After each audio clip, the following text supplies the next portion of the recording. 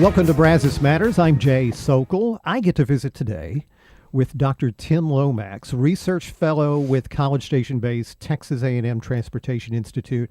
Tim, thanks for being here. This is a get-to for you. It That's is awesome. Yeah, it is a privilege. Usually it's a have-to. It's an opportunity. No, it is not a have-to.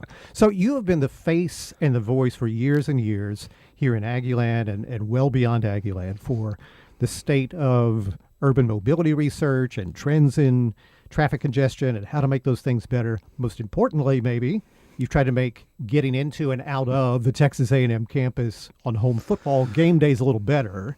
So I want to start with hearing how you came to do what you do. And the bonus question is, what in the heck is a research fellow? So go. How did I get to do what I do? Yeah. My mother told me to play on the freeway when I was a small boy, and that's pretty much what I've been doing. Yeah, you do. I got to A&M. I knew I wanted to study traffic engineering and transportation engineering.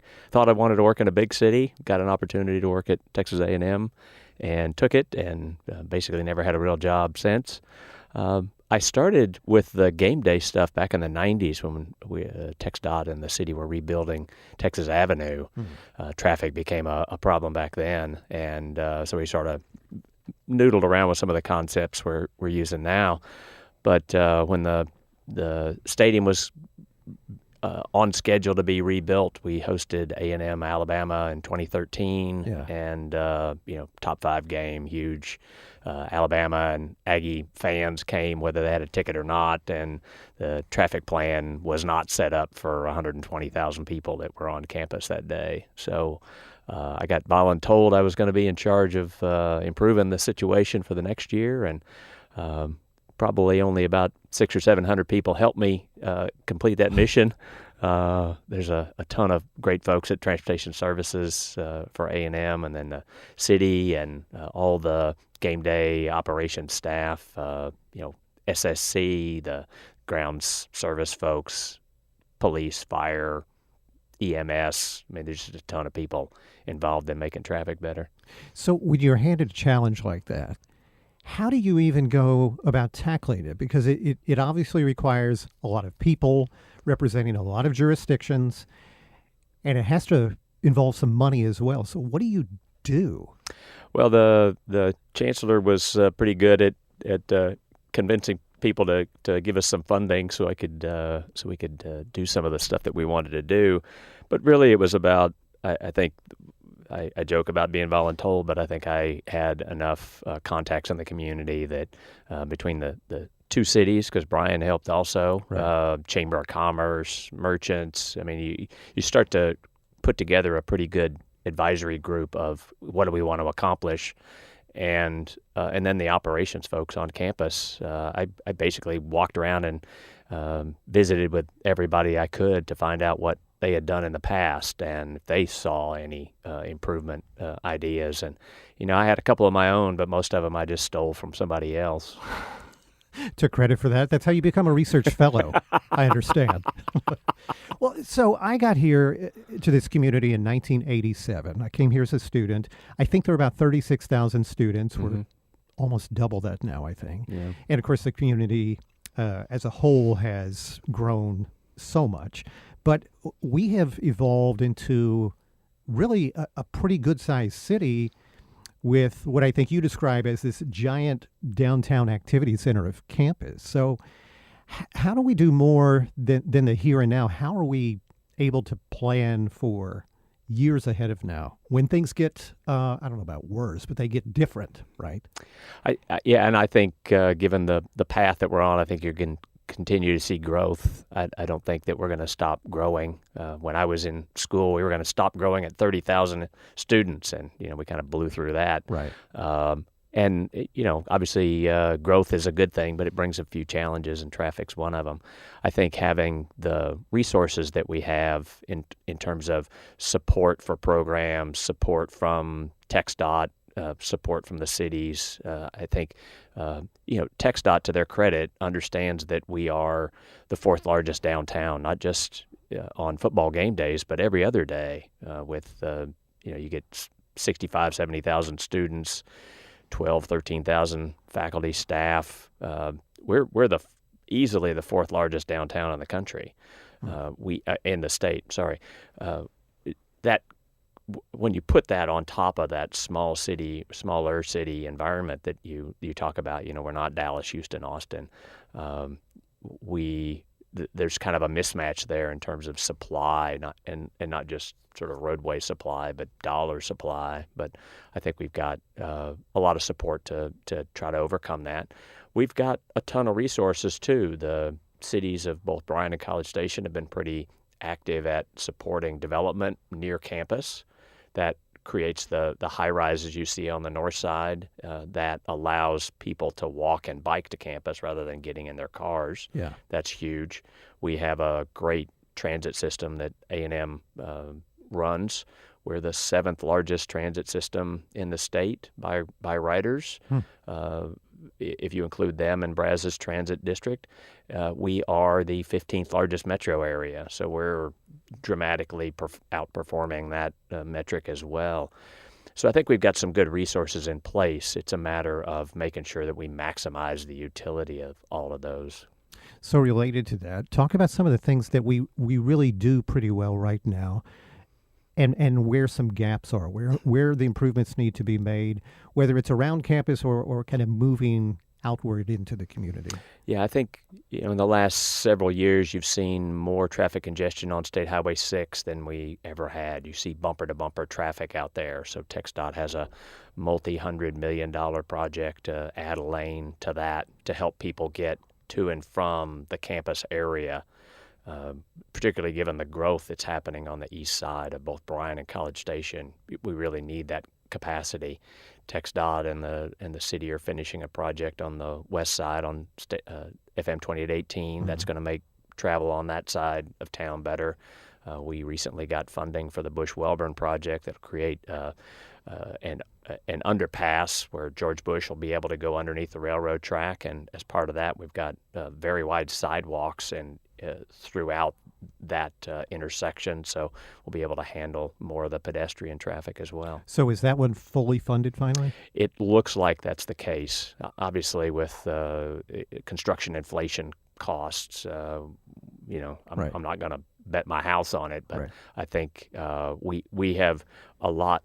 We have a lot of the funding. We have a lot of support for the project. I think maybe if we need some more money, we should be in good shape to find that. So stopping on that particular project for a second, it seems like, and I could be wrong, that there were a couple options, that there could be an 18-month construction period where we just plow ahead and deal with the consequences, or it could stretch over maybe 2 years. Is that still a couple of the right scenarios, or no? I think the idea that we're shopping around based on comments that we got, the Texas A&M Transportation Institute was hired by TxDOT to go out into the community back about 4 or 5 years ago and talk to people about what they wanted, what their concerns were, what their ideas were. We got 4,100 survey responses. That's huge.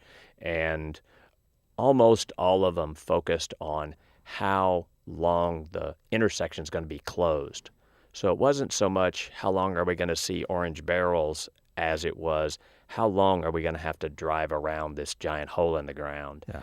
And so there's a process that could be done. If you go out there and look, there's a lot of empty space on the east side. We could essentially build most of the east side of the intersection, or a lot of the east side of the intersection, without doing anything to the existing traffic. And then we could move Welborn Road over to that, to sort of be adjacent to that east side, and build a bunch of the west side between the railroad track and where the existing the interchange would be. We can dig down from the top with some retaining walls, so we get all the earth sort of held back to the point where you get a bunch of that intersection done before you even close down the road. And then once you close it down, let's say the Monday after the last home football game, and you start digging away, you will have also moved as many utilities out of the way as you can. So really all you're doing is digging away 330,000 cubic yards of dirt, which is a bunch of dirt, but it simplifies the process and might and I think gives us a chance to have that completed during that period between last home football game and first day of class the next time. Has there been a year that's identified as when this could get started? TxDOT is looking at 2025 or 2026 as the start of the construction. Okay. That might be the start of that. Let's build everything we can without closing the intersection down. So the actual closing of the intersection might be in 26 or 27, for example. That would have to That's be... still, these are still concepts that we're working on, but there's some smarter engineers than I am working on the actual details, but that seems to be a concept that would have to be one of the most disruptive projects with the greater good on the other side of it. But holy cow. We were very heartened when we went into the community, and particularly the South Side neighborhood that's just adjacent to the intersection. They're going to be affected. The sentiment we got from that group was, this is a 75-year project. Mm-hmm. This is a game changer, if you will. I don't like that phrase, but we understand the importance of this project. We just want it to happen in a way that doesn't, unduly harm us. We're willing to kind of take our share and a little bit more, but so there's a process that we're going to, I think, work through with that community to see what we can do about reducing the cut-through traffic. Yeah. People that would come north on Welborn Road and take a ride on Luther and wander around through the streets to get to campus. If you think about it, we're going to have 2818 rebuilt, so we can shove a bunch of traffic that way. Right. There's some other street changes we can do, but we could also do things like change up where some of the parking is. Right now, most of the commuter student parking is around Reed Arena on West Campus. We could maybe swap, and again, these are just concepts that we need to talk with folks about to make sure that everybody's comfortable with this, but we could swap some of that commuter parking with some of the dorm parking on the East Campus so that people coming from the apartments on the east side of Texas Avenue could drive in and park near the golf course, for example, somewhere. Right. To do almost anything to cut down on that trip across the railroad tracks that's going to be the real heavily affected piece of road. So if you just tuned in, you're listening to Brazos Matters. Our guest is Texas A&M Transportation Institute Research Fellow, Dr. Tim Lomax. So the latest top 10 congested roads in Texas list was recently released, and with what I imagine were pretty predictable results. So we already have these pain points, relatively speaking, here in Brazos County, and we've touched on this a little bit. But as you look into the future, what can be done now to kind of keep us off of that awful list as we continue to grow? Yeah, I think the things that we're doing are good. We have a vibrant transit system, and we have a lot of bicycle pedestrian folks. I think something like 40% of trips to campus by students are by some mode other than driving alone in their car. Which is great. Which is awesome. Typical number in Houston or Dallas, that number is like 10%, maybe 5% into some of the big activity centers. So I think there's some other ways that we can think about doing that. We can add some transit, maybe get some more transit into the community for faculty and staff to ride. Typically, all the transit is student consumed now. I think we could generate some more ridership into some of the neighborhoods. I think again, the city of College Station is creating these big blocks of student apartments that make for a really good transit network. For example, down Jones Butler, Penberthy, Jones Butler, and on to Holloman, that whole link will be a really nice run for some sort of a high capacity transit system. That because there aren't traffic signals along most of that route, and because there's so much ridership potential, I think we could continue to see a growth in the transit ridership. But are you talking about growth in the existing A&M transit system? Yes. Oh, okay. Yeah. Okay. I think having One of the things that everybody could do, if there's one thing that could come out of this discussion, it would be when you leave before you leave your house, check your traffic. If you ask your friends in Houston, Dallas, Austin, San Antonio, Fort Worth, they check their traffic before they go somewhere. Sure. Around here, there just really isn't that kind of culture. And so you see people sort of driving into a traffic jam that's been there for a while, and they wonder why they're stuck. It may be that they don't have a good way around it, but at least if they were driving into it, they would be less frustrated. I think there's some benefits that we can get from some of the signal timing technology that's out there that is more responsive, more rapidly responsive. If you think about our demand pattern, especially around campus, we've got like 10 or 12 peak hours, rush hours. Every time class changes, traffic ramps up really quickly. It stays high for a little while and then goes back down. Yeah. The typical signal system takes 10 or 15 minutes to kind of fully adapt to that. Well, by the time the signals have changed, the traffic's gone away. So I think we've got some benefits from that. You say that kind of makes me laugh because then you complicate things with a train going right through the community, and that affects the signal timing, right, on just absolutely. about every corridor we have. Yep. So we're in a very unique position in this community, and so that brings me to: are there basic elements that are needed, whether in this community or any other, for efficient traffic management? Because I know there's special things required for us because of who we are and what we have here. But what are the basic elements needed to keep things moving well? I think they start with, if I sort of organize these, they sort of start at home, check your traffic before you leave. Think about some other mode. If you live close to wherever you're going, think about walking or biking. Not when it's snowing or sleeting. I'm not, not that. But, in a more often, like every day, think about how you're getting to where you're going and have that be a conscious choice rather than just, I have a car, I'm going to drive into discussion. Well, what do you check when you say check the traffic? What do you use that's reliable? Google Maps and Waze, both. Okay. And also if I'm going to an event like A&M football game, check the websites that have the information about parking and traffic. What are they or we doing to help people get to where they're going and then where they're leaving? Every football game day, I stand near the street and you can see at intersections, people are leaning out their window. Hey, where can I park? You came to an event with 120,000 people and you're just now thinking about where you're going to park? Right. Feel like you got to own some of that problem. That's not because there is a ton of information typically if you go to someplace. So starting at home, think about where you're going, what you're doing, how you're going to get there.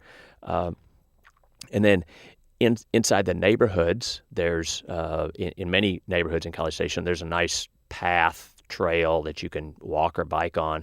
Once you get to the city streets, now you're into the city traffic signal system. Again, I think there's some efficiencies we can get out of that system.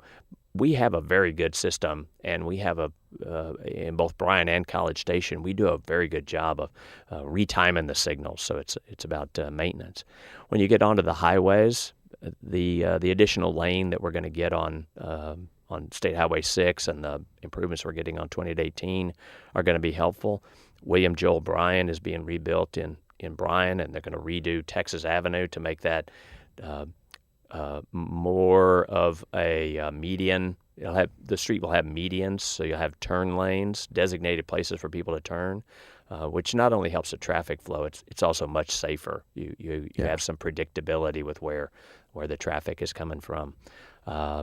That's another element that big cities have that we don't really have, the crash response.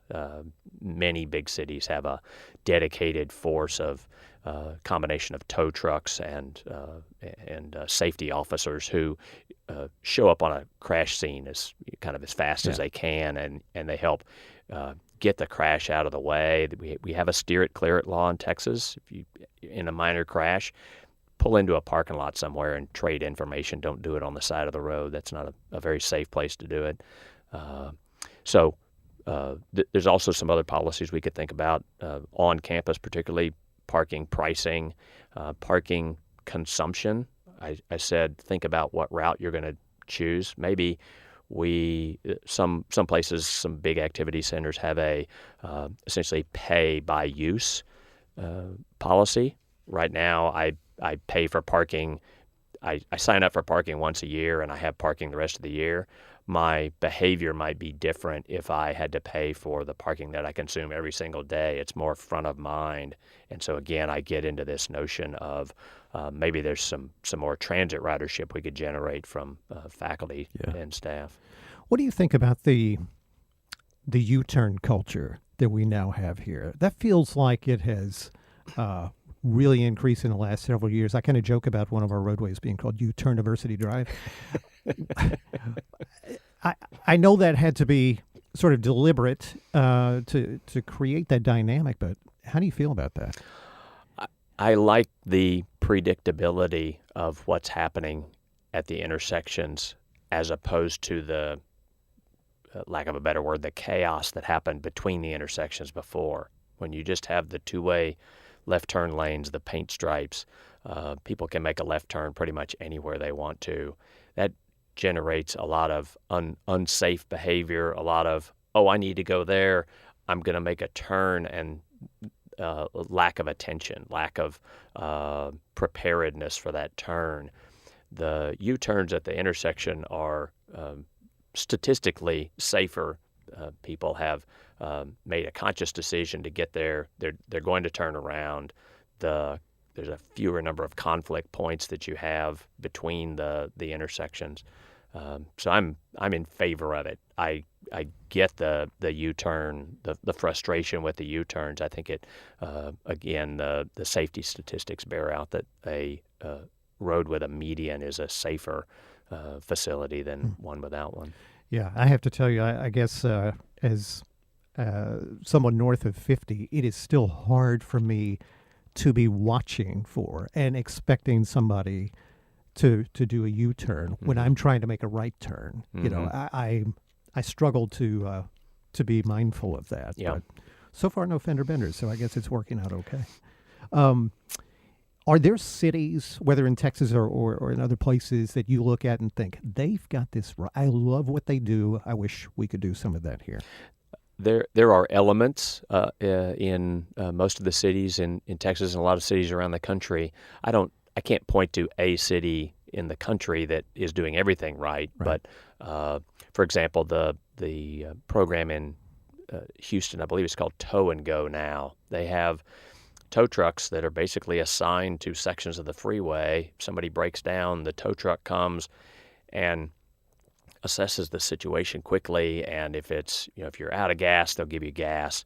But if you got to change a tire, if it's a fan belt, something like that, they'll hook up the tow truck and pull you off the road.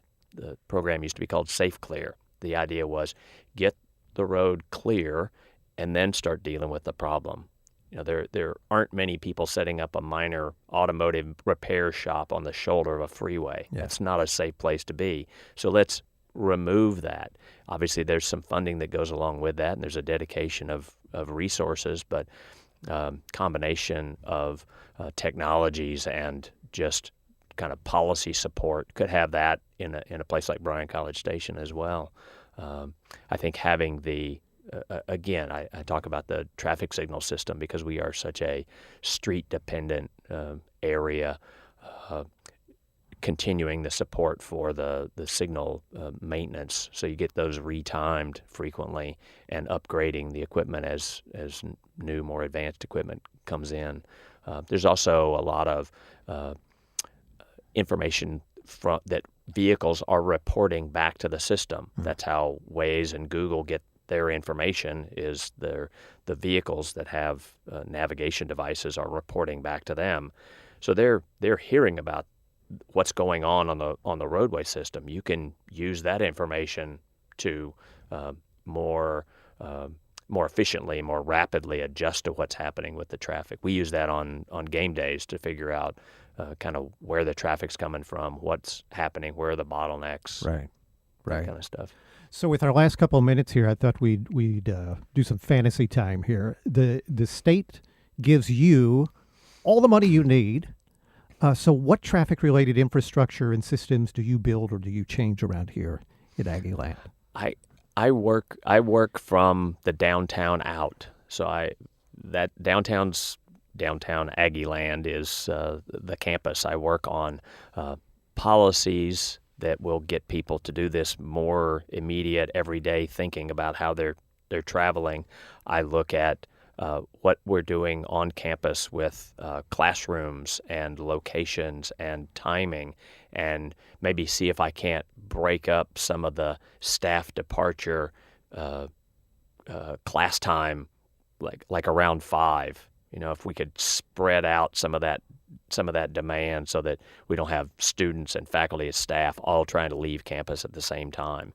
I then look to bicycle pedestrian, because we have a ton of that already, and we seem to have a lot more development around campus. So continuing to support the development policies and also making sure that we have the right infrastructure. And then I start looking for, are there widening opportunities? Are there ways that we can get more connections into areas so we're not focusing quite so much traffic on a particular area? For example, if you look at the area south of 2818 along Holloman, you can come out of that area on Holloman or, right now, Kane Road, Rock Prairie. They're going to put a connection through Deacon. But if we could get another connection from there, sort of through the airport, or maybe connecting to Luther Drive or George Bush, somehow to get another route out of there so they're not concentrating the demand quite so much. I thought you were going to say double-decker University Drive. I mean, something like really far out, spacey, and that sort of thing. I would love to have some pedestrian underpasses along University Drive like we do on Wellman Road. No doubt. Add me to that. You have been wonderful to come in here and I talk. appreciate your low standards of wonderful. Well, yes, I have them here just for you. No, thank you so much, Dr. Tim Lomax. Appreciate the talk, and thank you for all you've done for improving mobility in Aggieland and beyond. It's been a joy. It really has. Brazos Matters is a production of Aggieland's Public Radio, 90.9 KAMU FM. We are a member of Texas A&M University's Division of Marketing and Communications. Our show is engineered by Matt Dittman. You can learn more about us at kamu.tamu.edu/radio.